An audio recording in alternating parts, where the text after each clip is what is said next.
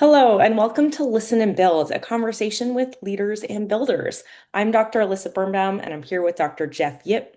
In our current series, we're hearing from experts about listening strategies and organizations, or how leaders intentionally and strategically listen to employees to accomplish business goals, innovate, strengthen culture and connection, and build influence. Now, for leaders, listening can happen so many different ways, from a systematic, continuous listening platform with advanced analytics to organic one-on-one conversations with employees and everything in between. Our goal is to talk to leaders about how their approach to listening evolved over time and to help other leaders develop effective listening strategies. Today, we're honored to be joined by Claude Silver. Claude is on a mission to revolutionize workplace culture, leadership, and talent.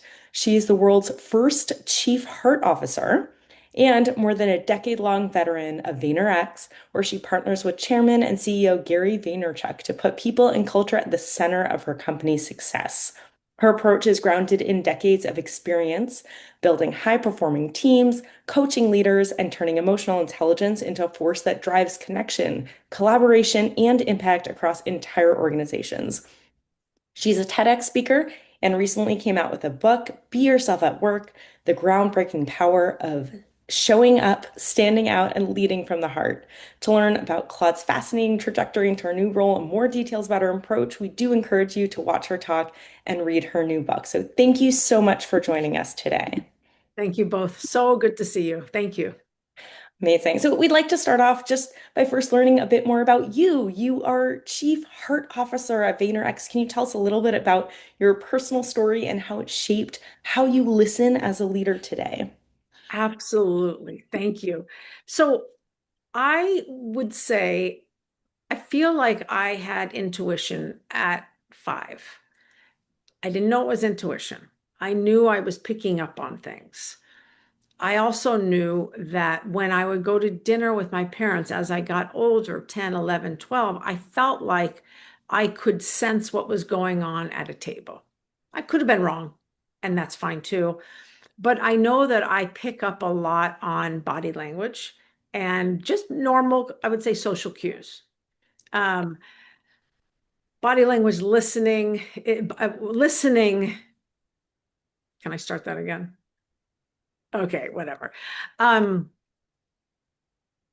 we listen with our ears and we listen with our eyes, and I also think we listen with our emotions. For me, looking at patterns is a big part of how I learn to listen.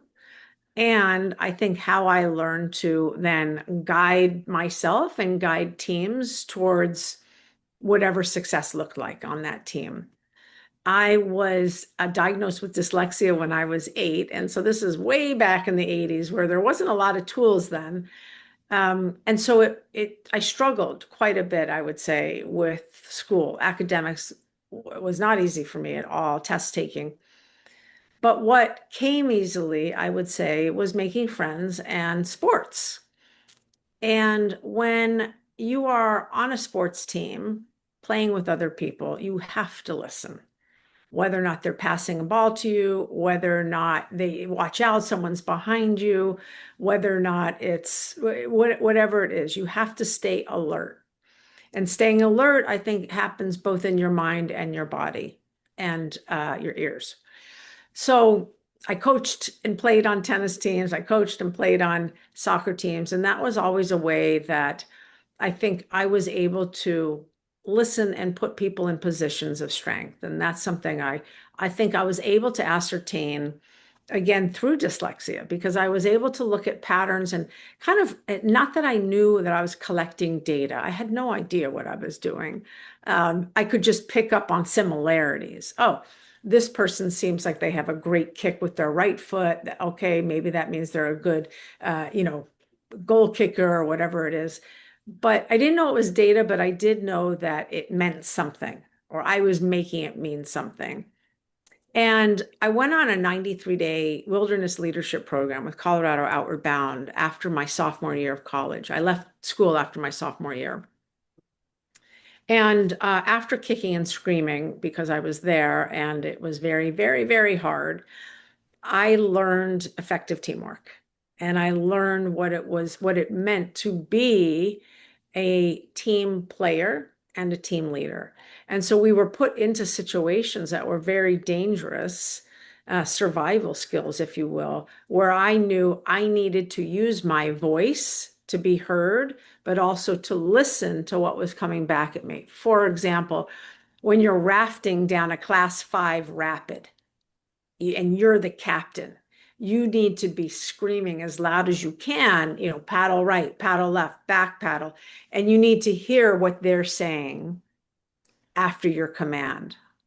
So, teamwork, team bonding, those are things that are extremely important to me throughout my entire career. And I always ended up in jobs where I managed people.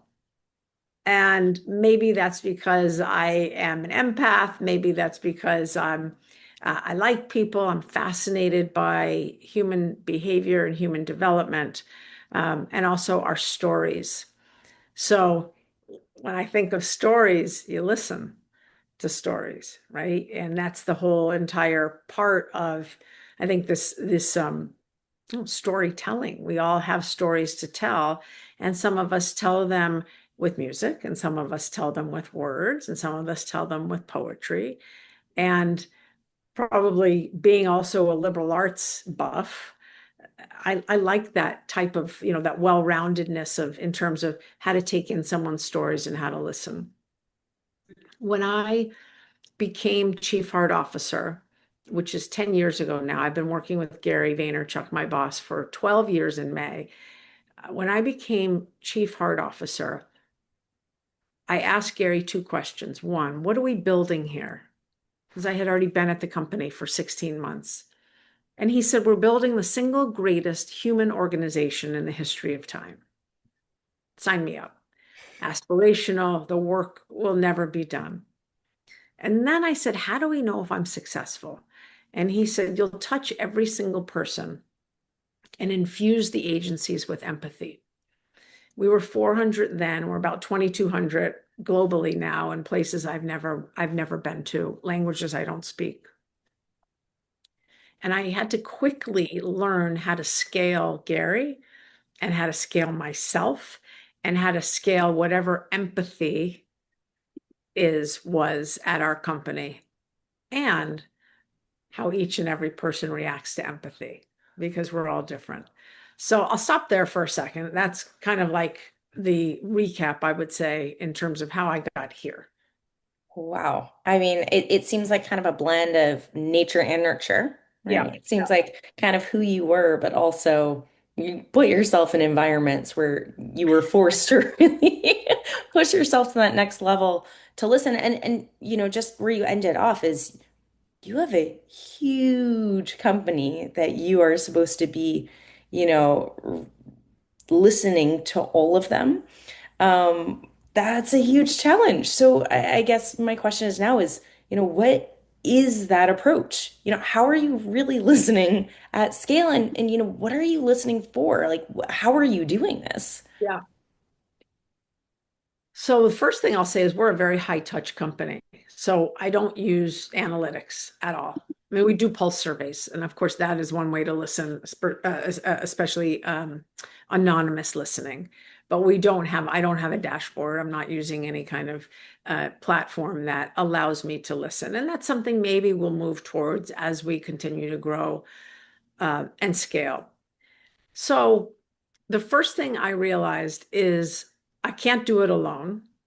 So I needed to lean in on people that it felt like we, myself, Gary, some others, had a very similar DNA.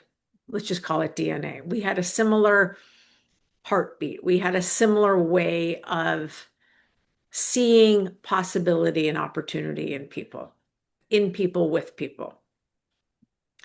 And I call those people culture champions.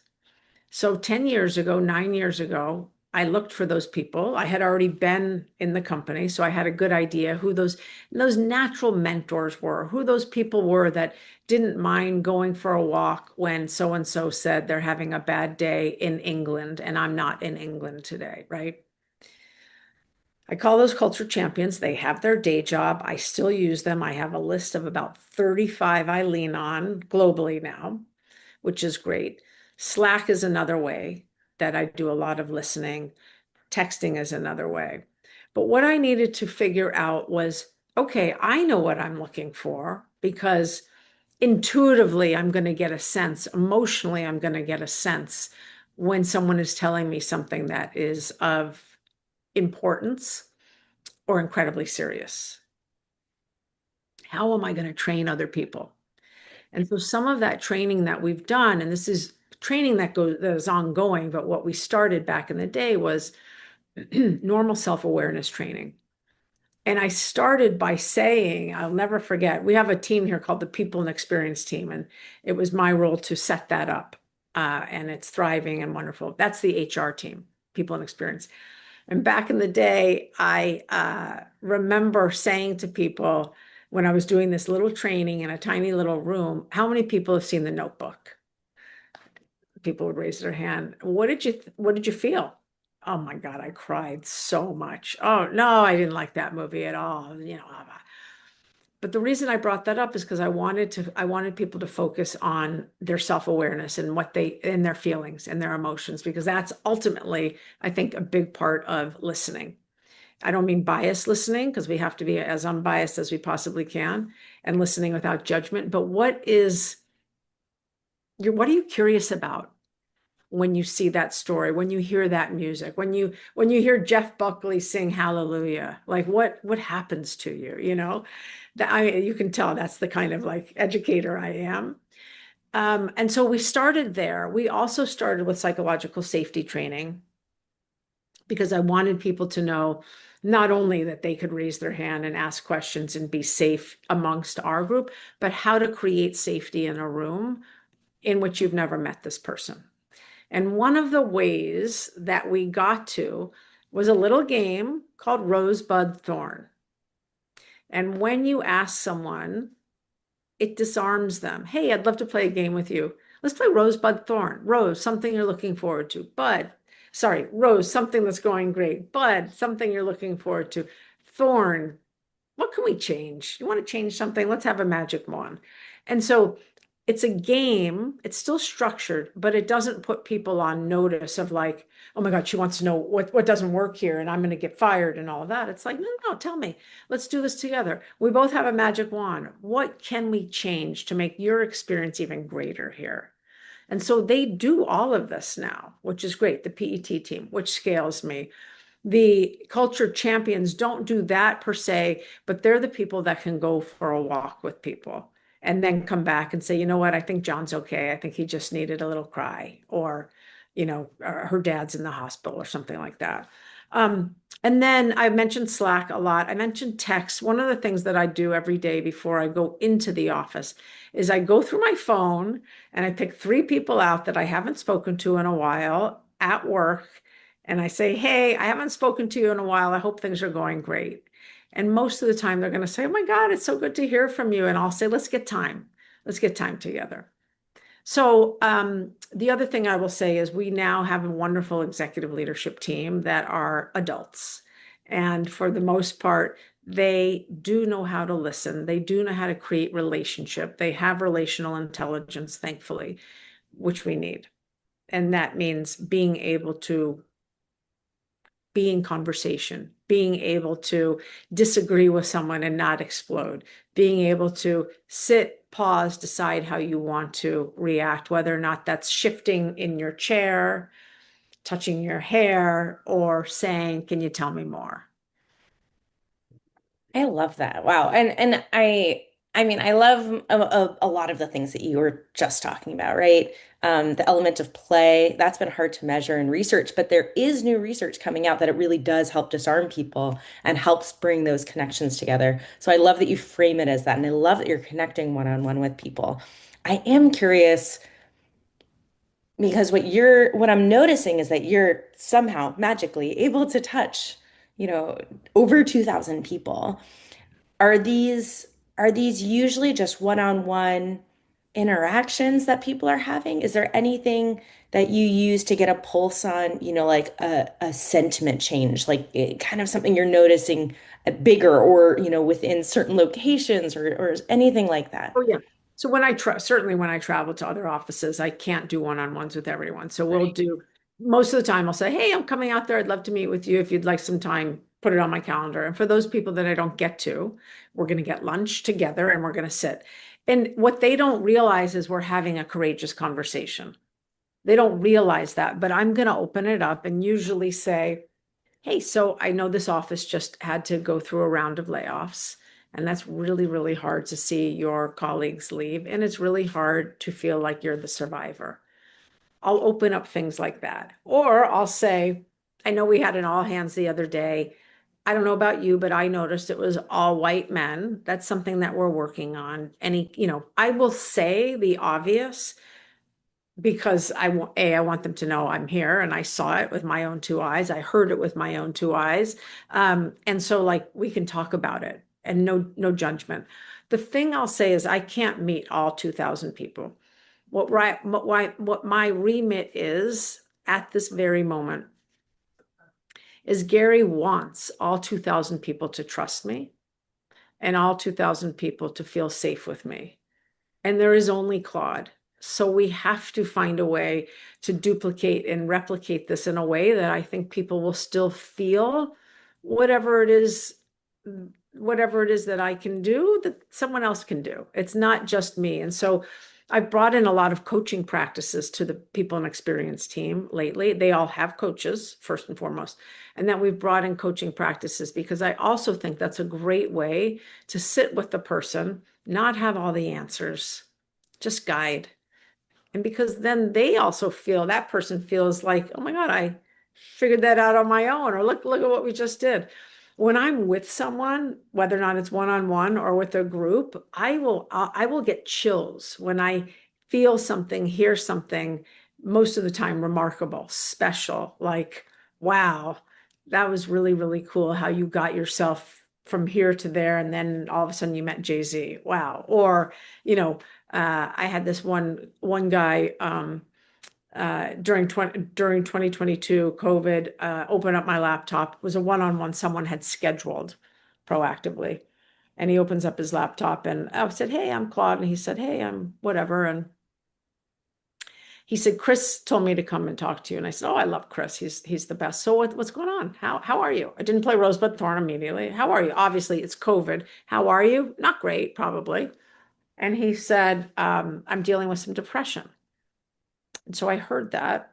And what I thought in that split second was, I'm not going to say, do you have a counselor or do you da da da? I said, what do you do when you're depressed? And he said, I write poetry. And I said, oh, I'd love to hear some of your poetry. And he said, only if you read me your favorite poem. I didn't know this person. He was a 23-year-old. Who am I? And we ended up having such a beautiful moment together. He's now thriving. I'm sure he still has his things that he deals with. We transferred him to another location because he's a great performer. But listening to what this person was saying without saying it. Yes, I'm depressed. I get it. And it is COVID and it's a rainy day in New York. And I get all of that. So what do you do? Not what do you need? It was what do you do? And what I think he needed was that. Wow. I mean, that's really incredible. And it does, in essence, feel like you are coaching all the people that you're with. Um, and I can see how that's also I don't want to say easier, but easier to manage in a way when you have these one-on-one conversations. But you're also saying I can't replicate myself. I'm trying to train like this team of coaches. But I guess when we think about, how you're closing the loop, how you're kind of coming back with something that's, you're noticing bigger issues. Is there anything that you do at scale to let people know that changes are happening or how they're feeling or something at I guess a larger scale than just one-on-one conversations or are Yeah. you yeah, Yeah. okay. So we'll meet together with the either the department heads or that person's leader, not usually their manager, because we have a lot of work. We all have a lot of work to do in our management layers, and someone from the P, so an HR business partner, a department head, myself, and we'll talk about what we know about said person or that entire group. So maybe it's the entire creative department, and that'll take hours. That's not just a one and done, that'll take hours. We do that in talent planning. We do that when we're looking at compensation. We do that when there's a pattern. So here's a pattern, for example, that I could notice or anyone could notice. After 3 weeks of listening to many different creatives come in, a pattern I have noticed is that the three copywriters that I've spoken to have all said to me in different ways they never get their ideas heard. Okay, so department head, let's sit down. Who's overseeing all of those people? Okay, well, we probably have to have a conversation with that person. I'm not going to do it. The department head's going to do it. And so we'll guide that person. The other thing is in terms of like just being transparent about what's going on with AI right now. For example, that's a huge one. Do people have worries? Yes. Are the worries, the worries are certainly bubbling up. One of the things I said recently to a large group of people is we, for human beings, and you all know this more than I do, I'm sure, we have always wondered, are we replaceable? Who's going to replace us? Can we be replaced? We always sit here at work with some level of anxiety. I know that. And so what I said is to that group is this has been a concern that we've had for years and years and years. The internet was here before that. All of a sudden you had cars, you had horses before that. Like I'm sure this has always been some kind of a concern. What we need to do is make sure that we are sharing with our floor the trainings that we're giving you that are actually mandatory for you to join. So you don't get left behind. Because if you get left behind, there's not a whole lot we're going to be able to do. So we have two, and everyone has them. And we also record them for APAC so that they can see them tomorrow. So we're doing a lot of gathering and also communicating. And like I said, if the communication in some way, shape, or form goes haywire, or I hear from so and so that there were four white men on the screen, those are things that I think it's extremely important to confront and not necessarily mea culpa, but certainly don't hide our nose in the sand. That happened. So we also have CRGs, which are ERGs, people call, and those are incredible micro cultures where people also are not only finding their safety and their friends and their safe spaces, but where there's a lot of listening going on. And there are allies included. There's one that I'm an executive sponsor on, so I'm always going to that one. And I go as me, I tried my best to go as me, not chief heart officer. And so that's something that we meet monthly with all of those CRG leads to hear what's the rumbling. Is there a rumbling? Did we not do Black History Month correctly? Is that what we're hearing? Or were we appropriate for Ramadan? Or, it's a lot. There's a Yeah. lot of ingredients that go into a thriving culture and to keep a culture thriving. Yeah, I mean, it sounds like you are really tackling this at a lot of different levels. So I'm glad we asked because you really do see how this is cascading outwards of, Yeah. you are one person, yes, but you're also trying to lean into all of these different elements, these different groups, these different people, so that you can kind of scale it appropriately, but it still feels pretty high touch. Yeah, Yeah. it absolutely does because I'll end up meeting with those. I'll be in that CRG leader meeting or I'll get the notes from it. If you ask Gary today what my role was, he would say Claude sets the emotional framework for the company. Mm, I don't necessarily know what that means yet, but I'm meeting with him tomorrow, so I'm going to find out. mm, I don't know what it means yet for Claude, yeah. Okay. um, because listening is obviously an enormous part of that. Yeah. Claude, that's great. Just great insights and ex practical examples of how to scale empathy in an organization, and keen to hear more about the emotional framework too. But I imagine some of our listeners who are people leaders thinking, well, I'm spending too much time on dashboards and I really want to do that work that Claude is doing, like listening, scaling empathy, and then being a voice for unspoken concerns in the organization. And some of the challenge there is oftentimes in the people function, it's dominated a lot by analytics right now and dashboards. And also, they tend to be quantified and easy to communicate business value. What would you say for people leader who wants to do more of that people work and engaging with others? How can they communicate kind of the business value? Because sometimes listening is invisible. It's important work, but it's not seen. How could they communicate the value of putting more time into the type of work that you're doing? Yeah. So, I mean, there's two answers that I have for that, or two responses, I should say. The first thing is just get up and walk the floor and start to talk to people. That's the first thing. Don't stop. Walk Mm, around, walk in the cafeteria, just say hello. How are you? I'm Claude. How are you? Nice to meet you. What do you do here, Sandy? Great. Like, that's your responsibility to make that happen. The mm, second thing is if you are at a company that might not value or see the ROI of listening, being high touch, or spreading empathy, joy, whatever it is, then I really think you need to do a test because what the powers that be respond to is data. And so, being a high touch person, I would most likely do something like this. Hey, all of us that want to touch more people and get off of our computer screens, I think we should start some kind of group, have a baseline where people's happiness today mm, is right here, or fulfillment, or they feel like they're thriving here. And then I think we should ask for some money and see where people are in 9 months. And maybe you're doing courageous, open conversations. Maybe you're mm, bringing in speakers. Maybe you're creating a panel that has no, you don't need money for that. Maybe you're mm, storytelling, getting people together. Maybe you're doing brown bag lunch, whatever it is. If the powers that be don't feel like giving money to that because you haven't proven anything, then do it anyway. mm, And then I would say pulse survey, use your analytics and see if you've got a rise in engagement. Have anyone in your group left? What is your attrition like? During that kind of test, which is a test, and then hopefully you'd get a couple $1,000s to buy some donuts and cupcakes or something. That's the first thing. But I also think being able to benchmark where you are today and then showing a lift or a decline is super important.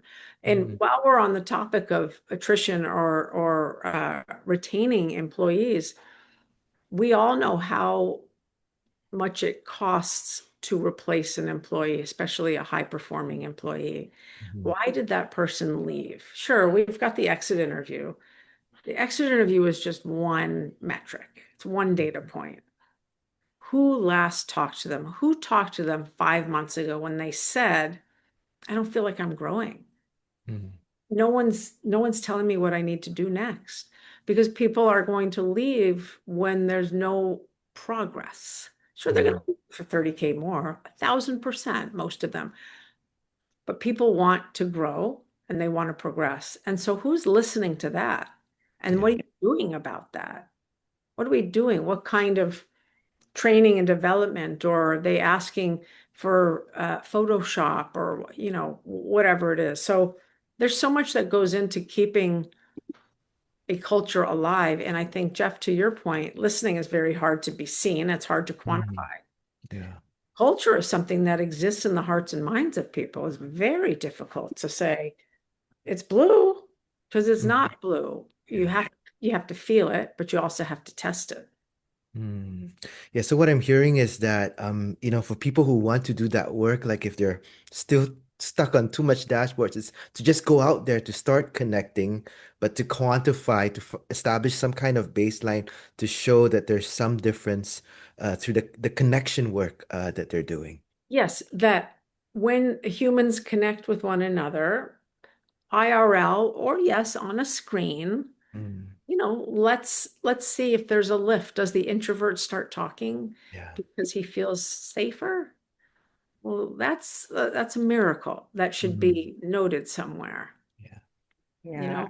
I love that you talk about, testing, but I'm curious also, you brought up AI, right? Yep. AI is making a lot of people nervous, as you had mentioned. A lot of people are starting to feel replaceable, but it's also helping us do things efficiently and at scale. And as you're talking about your challenges, multiplying yourself, Mhm. Yeah.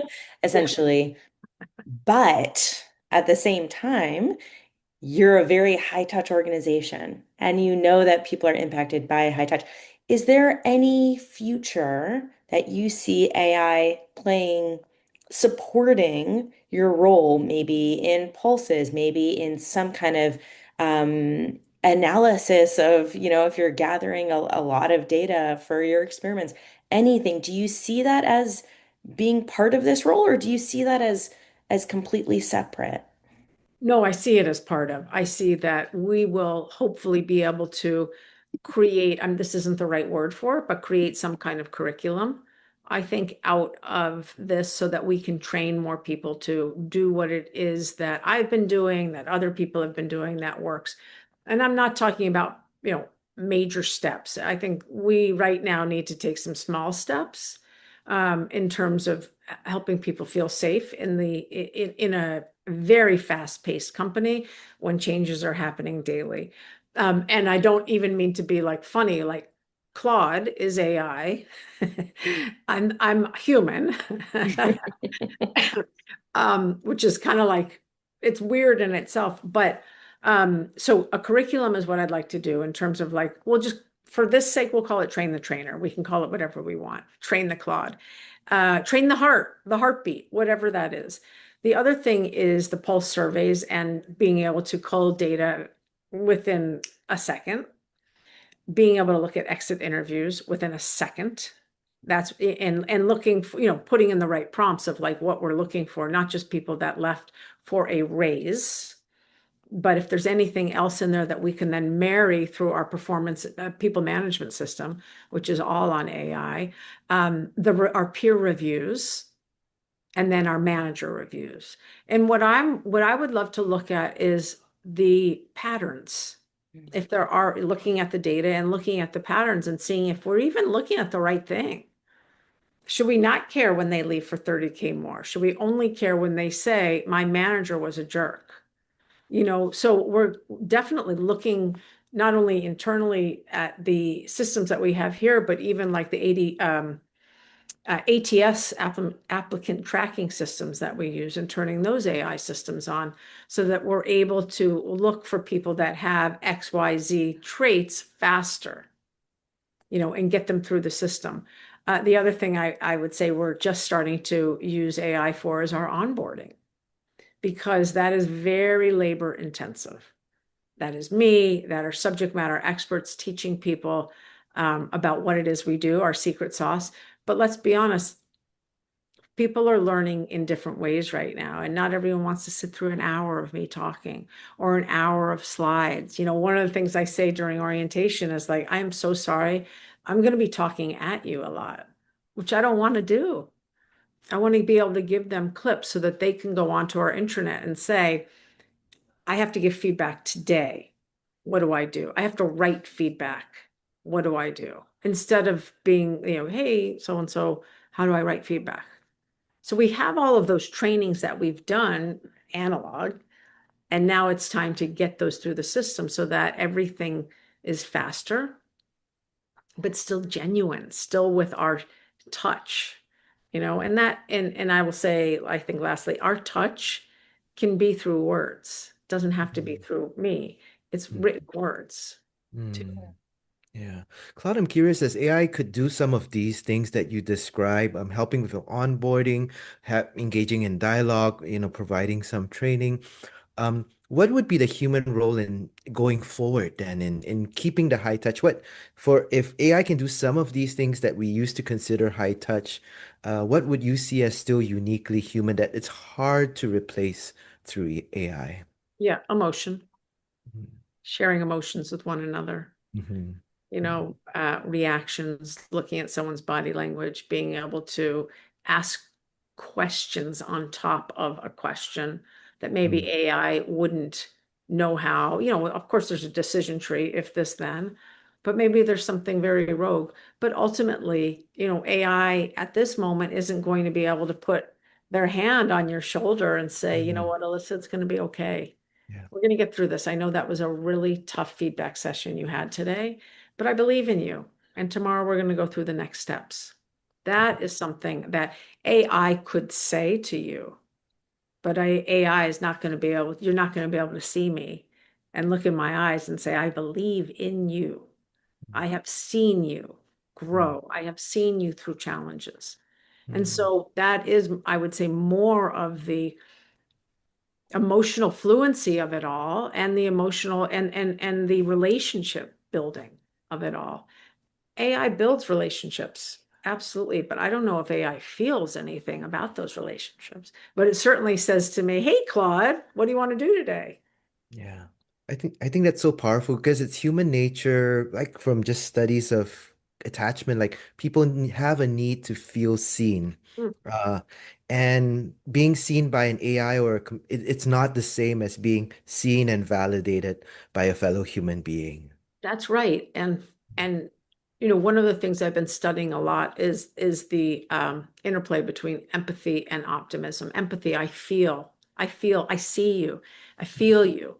I can't Mm. put myself in your shoes, but I can see that this is very important to you. And the Mm. optimism, the hope, the belief that we're going to get through this. We're going to get you back on that road. That's something that I think my voice does better than the written word. Someone's voice does better than the written word. And looking at you and being like, I know you can do this. We've been down this road already.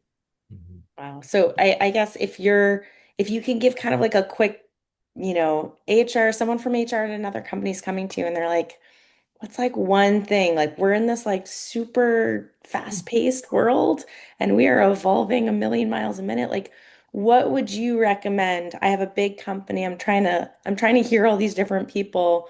I'm Yeah. trying to navigate AI. Everyone else is stressed about AI. Is there any kind of quick thing or one clear thing that you should be like, maybe this should be your focus or think about this? Yeah. So first, your focus should be yourself. That's the first thing. And coming back to yourself and making sure that you're present. Because if you start future tripping like everyone else future trips, you're out of the ball game. Your cortisol levels rise, all of that stuff. So come back to you, your values, why you're at this company, what your beliefs are. So get back to you first. That is what I would say. And I don't think that is selfish. I think it's very smart because things are moving so fast. And then I would start with reaching out to people that you haven't talked to in a while and just sense checking. How are they? You have no idea. They're on the engineering team and you haven't seen them in 2 years. How are they doing through this stuff? So, but trust is enormous. Self-trust is even bigger than that. And that's what we need right now in this day and age, I believe, more than ever. So get back to yourself, trust yourself. You're smart. You've been with yourself for 30 plus years, probably, if not more. And then use the wonderful part of you and reach out and say, hey, how are you doing? How's it Mm. going over there? Yeah. I think that's so powerful because the human listening keeps us centered in the present. It's here and the present moment. But technology tends to be, I like your term, future tripping. Like, what if, how might I, and all the different options that technology creates for us. So it's a combination of both. But I think we're pulled a lot to the future right now, which creates all these anxieties. I mean, I couldn't agree more, Jeff. And I think humans are most often pulled towards things that take them out of the present, whether or not Mm. that's Instagram feed. And Mm. God, I wish I looked like her. I Mm. wish I made that much money, if only.